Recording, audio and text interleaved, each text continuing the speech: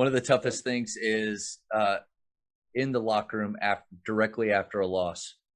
What are some advice, or what are some things that how would you approach that moment with your players? I am so glad you asked that. Do not have any sort of a meeting or say a single word.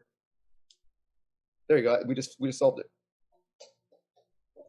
I was expecting from you say less, be short, but nothing. That's more extreme. What's the point? I don't get the point.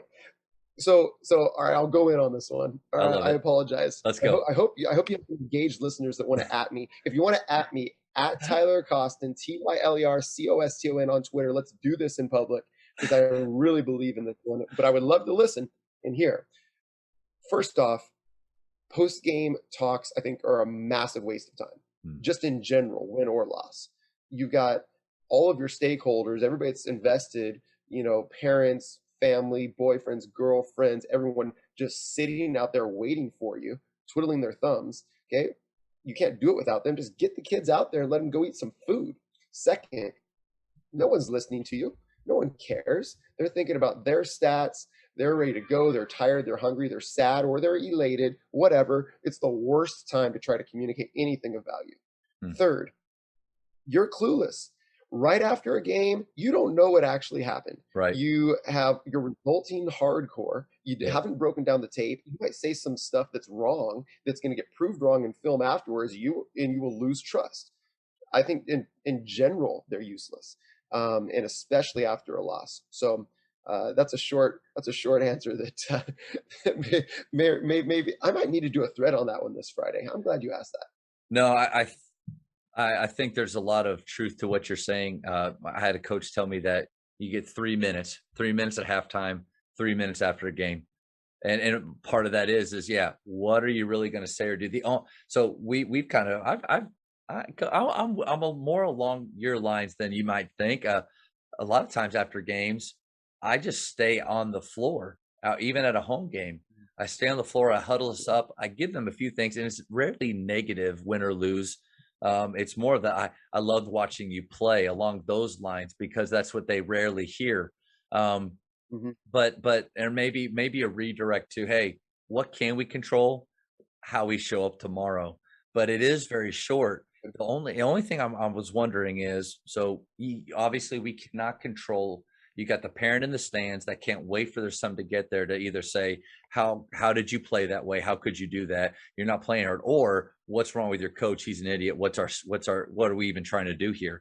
So in that there is that idea to me that you've got that little moment where you can shape and direct a little bit of, hey, we played really well. And even though we didn't come up with a win today, doesn't mean that it's a failure. And tomorrow we're going to get better in this area, whatever. If you could, like you said, if you're not resulting, if you could see clearly enough, could it help with that conversation they're about to have, or they're going to have the conversation they're going to have regardless of what you say? What a great question. It was a long question. It was a long question. Yeah. What's keeping, I'm just using you as an example because we're here. I'm not going in on you. We're thinking like macro, but don't attack me. Please don't attack me. Right.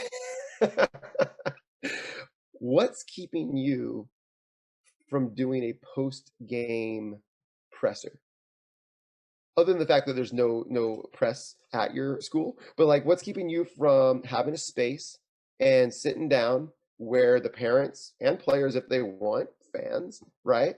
And some young high school reporter kid asks you some questions, and why not shape that, what you just said, shape that mindset for all your stakeholders, because it's gonna get lost if the kids try to translate. That's keeping the parents on the outside, keeping the fans on the outside, right? Why not do a presser? Say, hey, here's how we as a program are responding to this.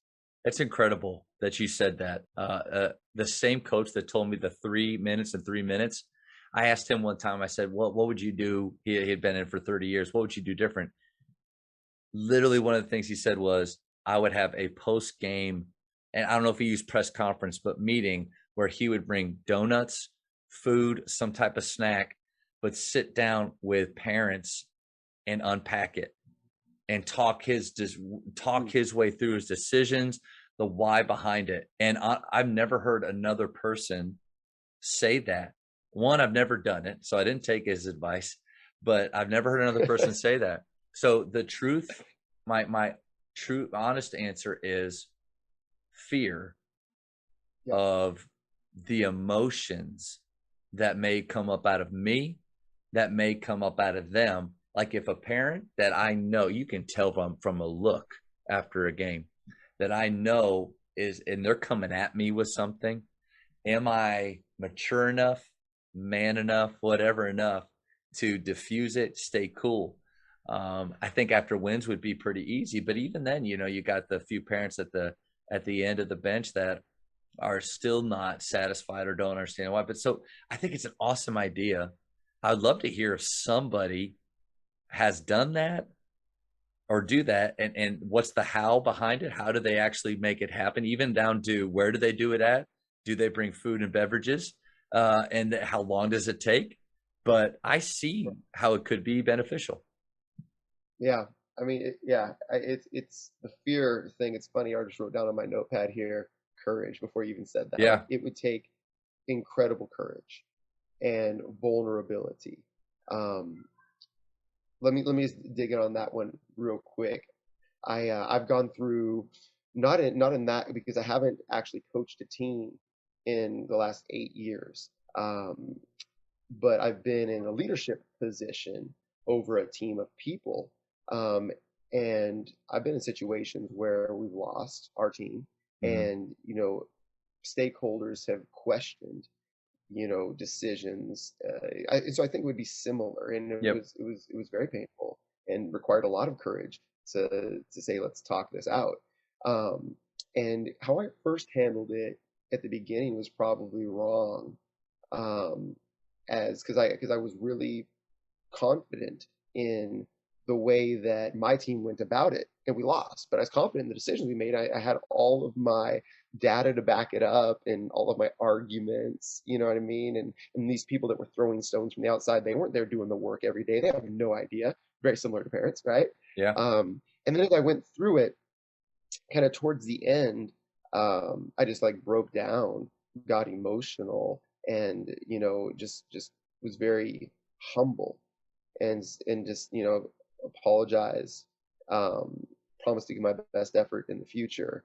And then, like, at the end of that, these other stakeholders are like, oh wow, their hearts just softened, and they're like, you know what, humble Tyler's my favorite Tyler, is what they said. And I was like, what? I feel like I'm weak, and like, why would you ever have confidence in me again? And you know what I mean? But they said no. And I just would throw that out there to coaches, because I think it's maybe a taboo to just say, like, I don't know what happened. I got to go and I got to study the tape, and figure it out.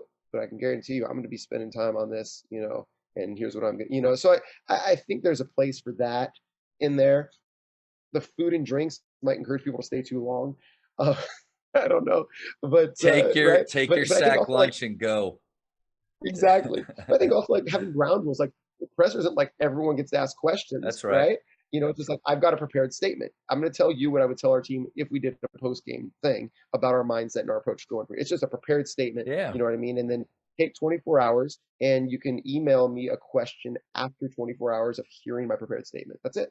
I'm on board with that plan. I like that idea. I think you have to go into it with a mindset of already, okay, I'm deciding, one, I am going to be vulnerable, and I'm going to be authentic.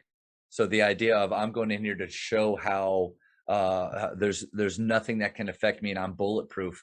Like, you can't do that. And then the second thing is, you got to decide or know that you will not change everyone's perception, or I don't even know if maybe that's not even the goal. Don't even go in with a goal of, my goal is to make all of these people happy with every decision I just made.